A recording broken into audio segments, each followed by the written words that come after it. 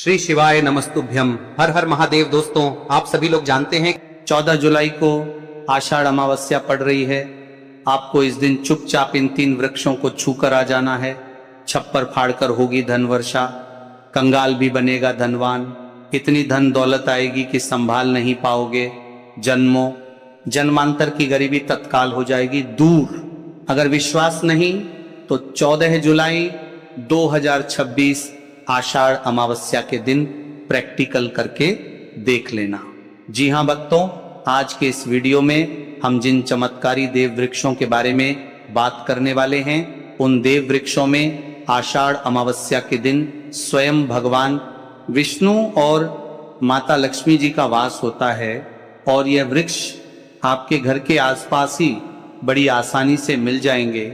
इन देव वृक्षों के बारे में स्वयं महादेव ने अपने प्रिय भक्त रावण को बताया है कि कोई भी व्यक्ति सही समय पर, सही मुहूर्त पर, सही क्रिया अनुसार 14 जुलाई आषाढ़ अमावस्या के दिन इन देव वृक्ष को छूकर चुपचाप आ जाता है तो उसके घर में स्वयं महादेव की कृपा बरसती है और उसके जीवन में चल रही गरीबी, दुख, कष्ट सब समाप्त हो जाते हैं। जन्म जन्मांतर की गरीबी तत्काल दूर हो जाती है। आपका भाग्य 7वें आसमान पर होगा। जहां जहां भी जाओगे धन दौलत आपके पीछे पीछे आएगी। तो फिर आपसे एक छोटा सा अनुरोध है कि वीडियो को पूरा देखें, तभी लाभ की प्राप्ति हो सकती है। यदि आज आपने वीडियो को बीच बीच में देखा, काट काट कर देखा, तो जीवन में आपको कभी भी सफलता हासिल नहीं होगी और आप पूरे साल परेशान ही रहोगे। साथ ही भक्तों, इस वीडियो में हम आपको ऐसे पेड़ बताएंगे जिन्हें छूने मात्र से आपकी गरीबी तत्काल दूर हो जाएगी। जी हां भक्तों, मां लक्ष्मी की आप पर ऐसी कृपा होगी कि आने वाले समय में आप धनवान बन जाओगे। भक्तों, अगर आप 14 जुलाई आषाढ़ अमावस्या के दिन ये जो पेड़ हम आपको बताएंगे, उन पेड़ों को छूने मात्र से आपकी गरीबी दूर हो जाएगी। भक्तों, इस बार आषाढ़ अमावस्या कई वर्षों बाद विशेष संयोग में आई है। तो जिन वृक्षों के बारे में हम आपको बताने वाले हैं, अगर आप उन्हें हमारे बताए अनुसार सही समय और शुभ मुहूर्त देखकर छू लेते हैं तो यकीन मानिए आपके जीवन में कुछ दिनों बाद धन की वर्षा होने लगेगी। फिर आपके जीवन में आपको उन्नति करने से कोई नहीं रोकेगा पाएगा। आपकी हर मनोकामना पूरी होगी, खुशियों से भर जाएगा आपका घर। यदि आप 14 जुलाई आषाढ़ अमावस्या के दिन इन देव वृक्षों को छू लेते हो तो तीनों देव ब्रह्मा, विष्णु, महेश का आपको आशीर्वाद मिल जाएगा। इसीलिए भक्तों, इस वीडियो को पूरा देख लीजिए। तो चलिए जानते हैं कि कौन से ऐसे पौधे हैं जिनको 14 जुलाई आषाढ़ अमावस्या के दिन छूकर आ जाना है। लेकिन उससे पहले अगर आप इस चैनल पर नए हैं तो चैनल को सब्सक्राइब करके वीडियो को एक लाइक जरूर करें। साथ ही आप अपनी राशि या अपने शुभ नाम को कमेंट बॉक्स में जरूर डाल दें, क्योंकि हम आपकी राशि से जुड़ा भाग्य भी बताते हैं और भाग्य में चल रही परेशानियों को तत्काल दूर करने के लिए आसान से आसान उपाय भी बताते हैं। इसीलिए आप अपनी राशि कमेंट बॉक्स में जरूर डाल दें। तो भक्तों, उन चमत्कारी वृक्षों को बताने से पहले हम आपको आषाढ़ अमावस्या के बारे में जानकारी दे देते हैं, ताकि आपको उन देव वृक्षों को छूने के लिए सही शुभ मुहूर्त का पता लग जाए। आषाढ़ अमावस्या तिथि 14 जुलाई को मनाई जाएगी। इस दिन पूजा, स्नान और दान पुण्य करने का सबसे श्रेष्ठ समय, शुभ मुहूर्त सुबह 4:30 बजे से लेकर 10:43 बजे तक रहेगा।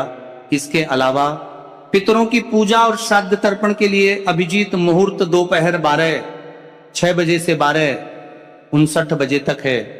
धार्मिक मान्यताओं के अनुसार आषाढ़ अमावस्या पितरों की शांति, श्राद्ध कर्म और स्नान दान के लिए अत्यंत महत्वपूर्ण मानी जाती है। तो भक्तों, सबसे पहले तो आप सभी आषाढ़ अमावस्या के दिन इन पौधों को किसी भी समय, यानी कि किसी भी टाइम आप छूकर आ सकते हो, उसमें कोई भी दिक्कत वाली बात नहीं है। चलिए अब हम आपका ज्यादा समय बर्बाद न करते हुए बताते हैं कि आषाढ़ अमावस्या के दिन कौन कौन से पेड़ पौधे को छूना चाहिए।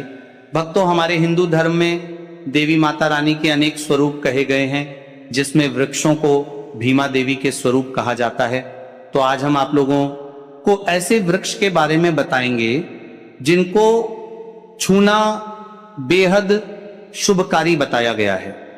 आषाढ़ अमावस्या के दिन इनको छूने मात्र से शत्रु दोष, कर्ज दोष, गरीबी दोष सब समाप्त होते हैं। यह दिन भगवान विष्णु और माता लक्ष्मी को प्रसन्न करने के लिए सबसे उपयुक्त दिन माना जाता है। और इस पावन पर्व में कुछ ऐसे वृक्ष हैं जो कि देव वृक्ष कहे गए हैं। यह देवी के स्वरूप होते हैं, माता काली के स्वरूप होते हैं और हमारे धर्म में पेड़ पौधे को देवी देवता मान करके हम इनकी पूजा करते हैं और हमें पूजा भी जरूर करनी चाहिए। विज्ञान भी कहता है पेड़ पौधे मनुष्यों को फ्री में प्राणवायु प्रदान करते हैं और पेड़ पौधे हमें ऑक्सीजन देते हैं और हमारे जो कार्बन डाइऑक्साइड होता है उसे ग्रहण करके सभी प्रकार की जितनी भी नकारात्मक चीजें होती हैं उसे अपने अंदर में स्वयं सोख लेता है और हमें ताजगी प्रदान करता है। और आषाढ़ अमावस्या के समय में कुछ ऐसे पेड़ पौधे हमारे धर्म शास्त्र में कहे गए हैं जिनको छूने मात्र से व्यक्ति के बंद किस्मत के ताले खुल जाते हैं, व्यक्ति का सौभाग्य चमक जाता है। हमारे शास्त्रों में पेड़ पौधों को बहुत ही गुणकारी कहा जाता है क्योंकि इनमें साक्षात देवताओं का वास होता है। अनेक बीमारियों का उपचार पेड़ पौधों में ही छुपा है। पेड़ पौधों में कई जड़ी बूटियां पाई जाती हैं और भगवान श्री कृष्ण ने गीता में स्वयं कहा है कि वृक्षों में मैं पीपल का वृक्ष हूं।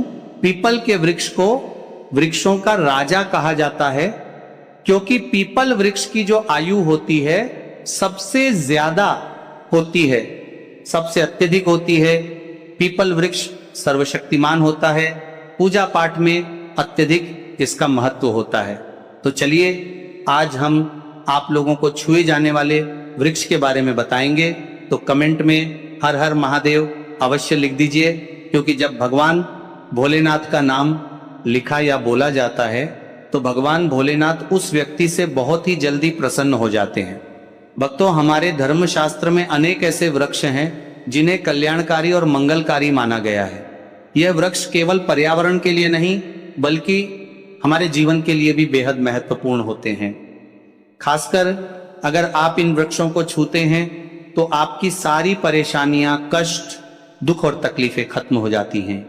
इस दिन इन वृक्षों का असर कई गुना बढ़ जाता है। इस दिन शक्ति धरती लोक में आ जाती है और इस दिन हर वस्तु में प्राण और चेतना का संचार होता है। जब यह शक्ति पूरे ब्रह्मांड में फैली होती है तो जितने भी पेड़ पौधे, जीव जंतु और चल वस्तुएं हैं सब में शक्ति जागृत हो जाती है। इस विशेष समय में अगर आप देवी स्वरूप कहे गए पेड़ पौधों को जाकर छू लेते हैं तो आपके जीवन के सारे दुख, कष्ट, रोग और परेशानियां समाप्त हो जाती है। खासकर काल सर्प दोष, मंगल दोष, शनि दोष और राहु दोष जैसी समस्याएं तत्काल अपना असर छोड़ देती है और पूरी तरह समाज समाप्त हो जाती है। भक्तों, आज हम आपको 4 से 5 देव वृक्षों के बारे में बताने वाले हैं जिन्हें हमारे धर्म शास्त्र में बहुत महत्वपूर्ण माना गया है। ये चारों वृक्ष आपके जीवन में सुख, समृद्धि और खुशहाली लाने के लिए बेहद प्रभावशाली होते हैं। इसीलिए इस वीडियो को ध्यान से देखना क्योंकि अगर आपने इसे बीच में काट कर देखा तो बाद में आपको पछताना पड़ सकता है। 14 जुलाई आषाढ़ अमावस्या का पर्व ऐसा है जब आपको लंबी लंबी पूजा पाठ करने की जरूरत नहीं होती है। बस अगर आप इन विशेष वृक्षों को आषाढ़ अमावस्या के दिन सही तरीके से छू लेते हैं और का आशीर्वाद लेते हैं तो गरीबी खत्म हो सकती है। यह वृक्ष इतने शक्तिशाली होते हैं कि आप अपनी आंखों से इनका असर देख सकते हैं और खास बात यह है कि ये सारे देव वृक्ष आपके आसपास आसानी से मिल सकते हैं, तो आप इन्हें अपने घर के पास से ही ढूंढ सकते हैं। अब वीडियो में आगे बढ़ने से पहले अगर आपने अभी तक कमेंट बॉक्स में हर हर महादेव नहीं लिखा है तो कृपया हर हर महादेव जरूर लिखें और वीडियो को लाइक भी अवश्य ही करें। तो भक्तों, अब हम बात करते हैं कि कौन से वे 3 वृक्ष हैं जिन्हें हमें आषाढ़ अमावस्या के दिन छू कर आना चाहिए। ये वृक्ष ना सिर्फ आपके जीवन को खुशहाल बनाते हैं, बल्कि आपकी गरीबी और दुख दर्द को भी समाप्त कर दिया देते हैं। इसलिए हम चाहेंगे कि आप सब इन वृक्षों की पूजा जरूर करें और इन्हें छुएं, क्योंकि इस दिन इन वृक्षों की पूजा करने से आपको अनगिनत लाभ मिल सकते हैं। चलिए भक्तों, अब हम जानते हैं कि वे देव वृक्ष कौन से हैं जिन्हें छूने से हमारी गरीबी खत्म हो जाती है और जीवन में सुख समृद्धि का आगमन होता है। पहला वृक्ष है बेल का वृक्ष, जिसे हम बेल का पेड़ भी कहते हैं। सबसे महत्वपूर्ण माना जाता है। भगवान शिव को बेल के पत्ते अत्यंत प्रिय हैं और उन्हें शिवलिंग पर बेल पत्र अर्पित करने से विशेष पुण्य की प्राप्ति होती है। बेल का पेड़ शिव के पूजन के लिए अत्यधिक पवित्र माना जाता है। बेल के पत्तों का उपयोग भगवान शिव के पूजन में विशेष रूप से किया जाता है। बेल का वृक्ष माता पार्वती के पसीने से उत्पन्न हुआ और स्कंद पुराण के अनुसार यह वृक्ष देवी स्वरूप माना गया है, यानी ये नवदुर्गा के स्वरूप है। स्कंद पुराण की कथा में कहा गया है कि बेल वृक्ष की जड़ में गिरजा, तनों में माहेश्वरी, शाखाओं में दक्षिणाय नमो में माता पार्वती, फलों में कात्यायनी, फूलों में गौरी और इस वृक्ष के संपूर्ण शरीर में मां लक्ष्मी जी का वास होता है। माता पार्वती के पसीने से उत्पन्न होने के कारण यह पेड़ कई देवी देवताओं का स्वरूप माना जाता है। इसीलिए यह वृक्ष धार्मिक रूप से अत्यंत महत्वपूर्ण है।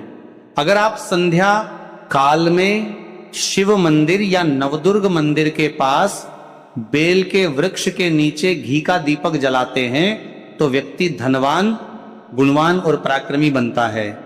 इस पेड़ के स्पर्श से व्यक्ति के सभी मनोरथ पूरे होते हैं। इस पेड़ को छूने से पहले आपको एक खास मंत्र भी बोलना चाहिए।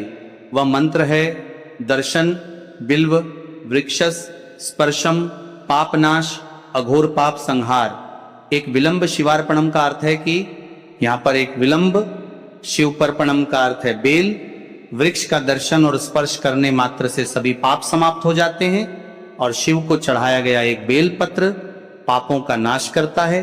दूसरा वृक्ष है पीपल का वृक्ष। पीपल वृक्ष को हिंदू धर्म में अत्यंत पवित्र माना गया है। धार्मिक मान्यता के अनुसार पीपल के वृक्ष को छूने और श्रद्धा से प्रणाम करने से कई शुभ फल प्राप्त होते हैं। मान्यता है कि भगवान विष्णु का पीपल में वास होता है, इसलिए इसे स्पर्श कर प्रणाम करने से पुण्य की प्राप्ति होती है। मानसिक शांति और सकारात्मक ऊर्जा का अनुभव होने की बात कई लोग मानते हैं।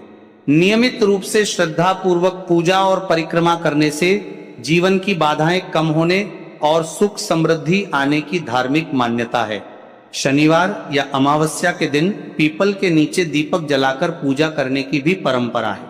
अब भक्तों, तीसरे उपाय के बारे में बात करते हैं। तो देखिए, सबसे पहले बात कर लेते हैं कि जो मां तुलसी है, इनके बिना श्री हरि विष्णु का पूजन और श्री हरि विष्णु का भोग दोनों ही अधूरे हैं।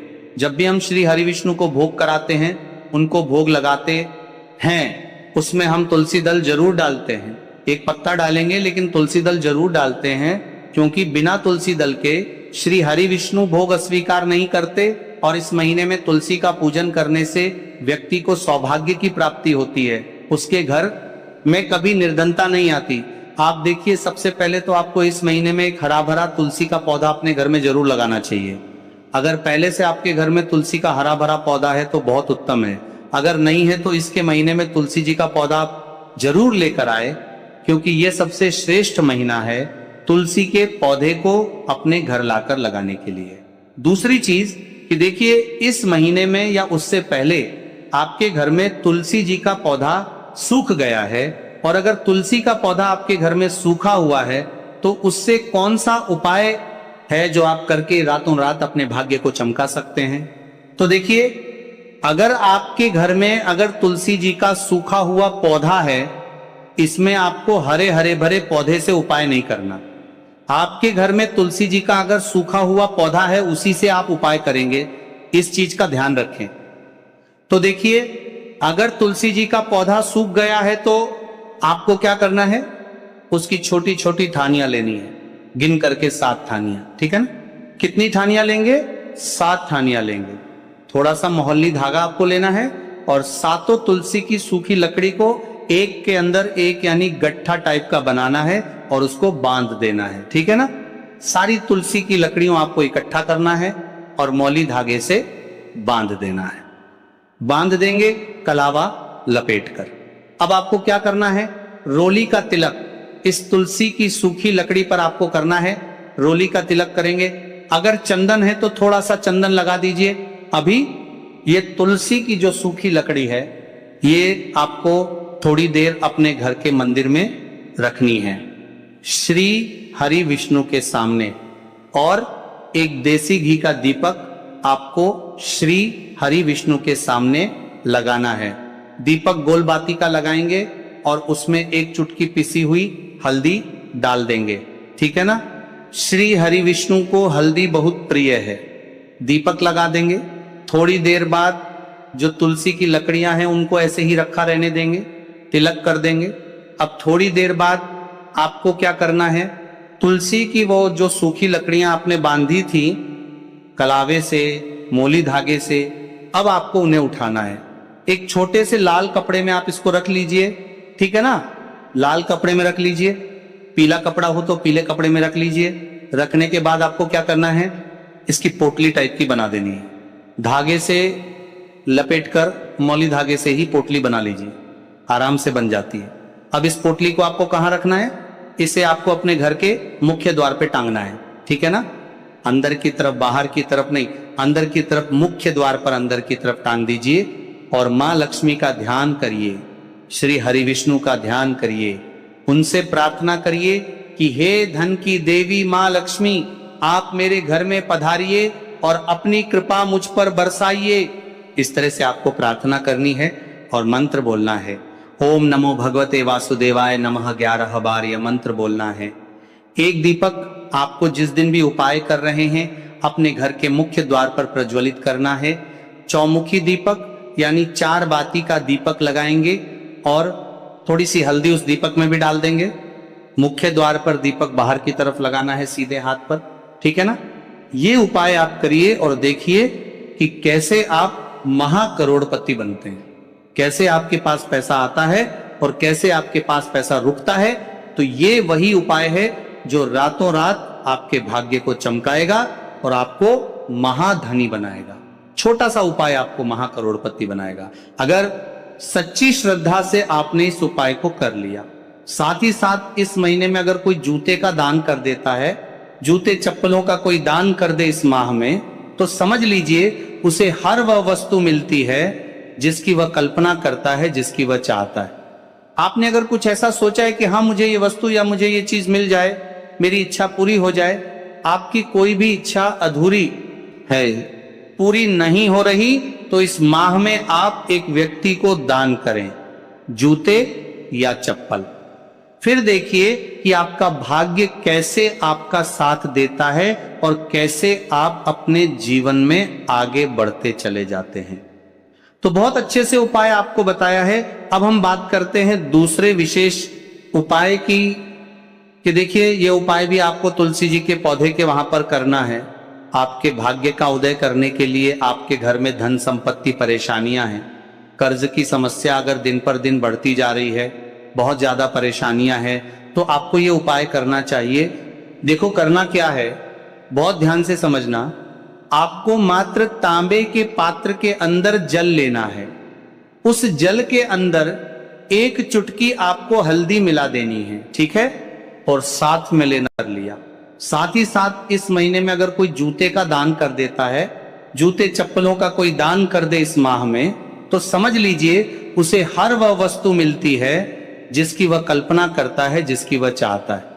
आपने अगर कुछ ऐसा सोचा है कि हाँ मुझे ये वस्तु या मुझे ये चीज मिल जाए, मेरी इच्छा पूरी हो जाए, आपकी कोई भी इच्छा अधूरी है, पूरी नहीं हो रही, तो इस माह में आप एक व्यक्ति को दान करें, जूते या चप्पल।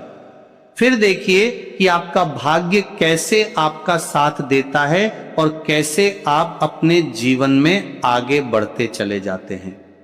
तो बहुत अच्छे से उपाय आपको बताया है।